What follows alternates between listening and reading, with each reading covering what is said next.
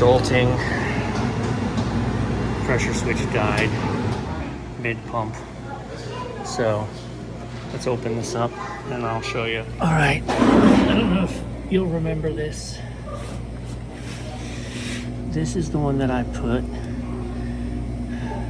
a makeshift pressure switch on because long ago we had an emergency and they needed it up and running, and I put a well pump on it and it worked just fine. I'll have to look. It's been more than a year because it was last summer we did this. And she's dead, Jim. So we're gonna come back and put the factory pressure switch on, which is gonna be pretty quick, easy peasy. Show you that. All right, so with reckless abandon at this point, I'm gonna just remove this from. I had to create so much. There we go. I had to go 15 adapters to go from the little 1/4 inch that Stoelting uses to the 1/2 inch of this pump that day. But that was another one of those make it happen days. So Stoelting pressure switch, right? So this is what I'm here to do.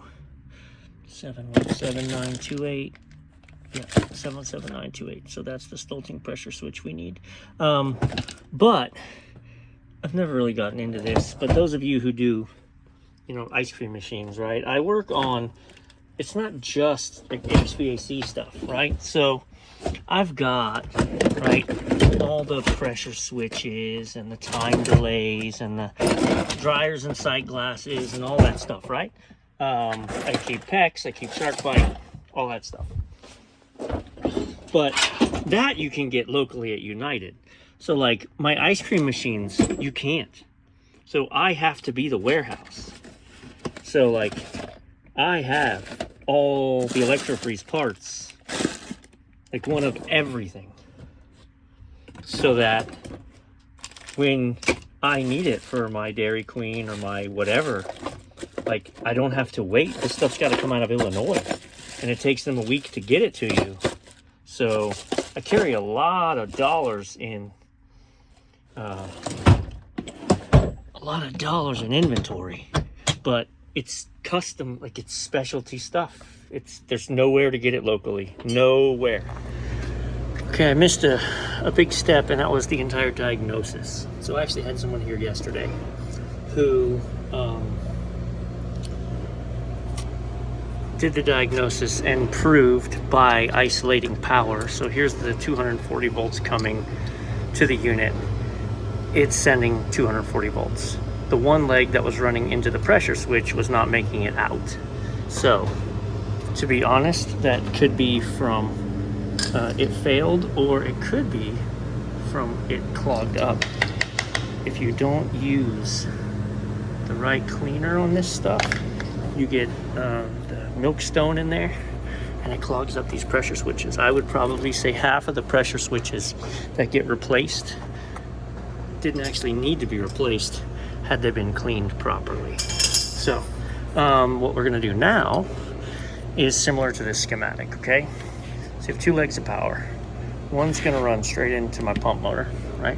So I've got my 2 legs and my 2 pump motor wires here, blue and white, and it doesn't matter what's what. So there's my pump.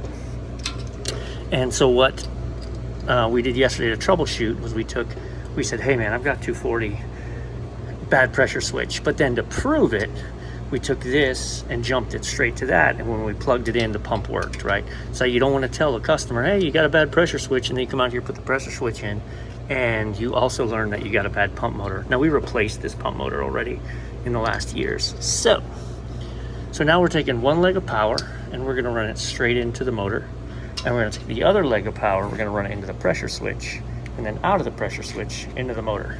Easy peasy. All right, so let's see if this makes sense. Line 1 coming into the motor, done. Line 2 coming in to the pressure switch, coming out to the motor, done.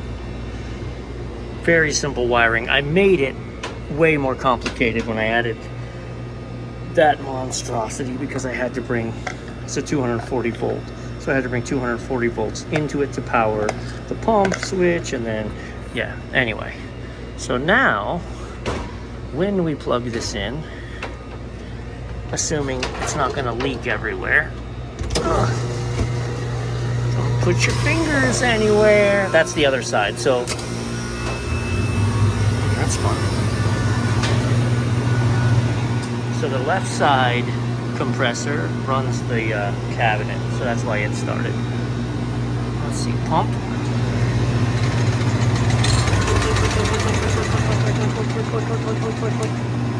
Okay, so now we want to run some sanitizer into the pump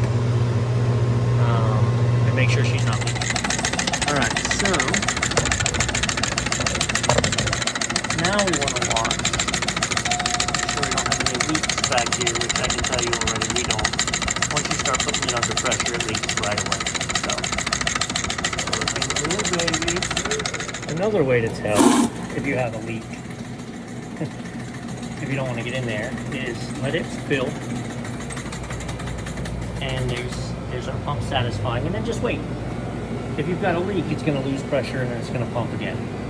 But I've checked this one, it doesn't, it's good. This is our sanitizer. So we're going to drop this now. Let's see, we're going to put this on clean, turn it up a little bit, let the sanitizer do its thing. And then we're going to pump it full of chocolate. Be back in the game. Use lots of times. How will you know when all the sanitizer is out? Focus. You'll get no more bubbles. It'll cut through clean. That little splashing, that is still liquid in the barrel. You gotta wait for it to cut. Look what I'm talking about. See? No bubbles, it cuts clean.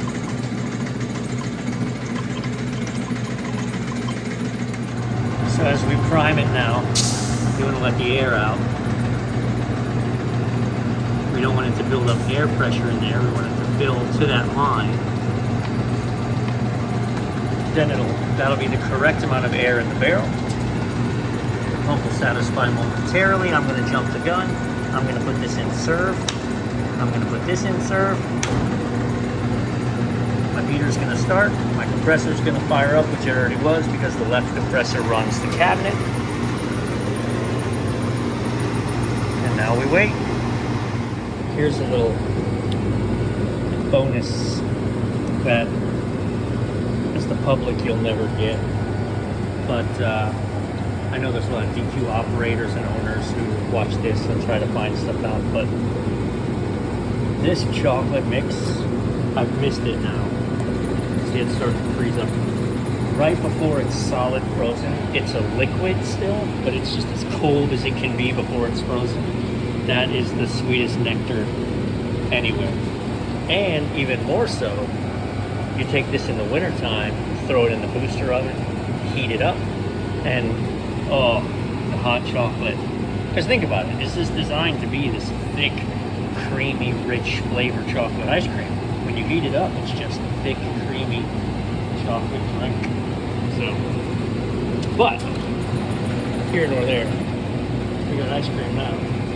Almost. Let it thicken up a little bit, but that's that. I mean, that's the changing of a pressure switch.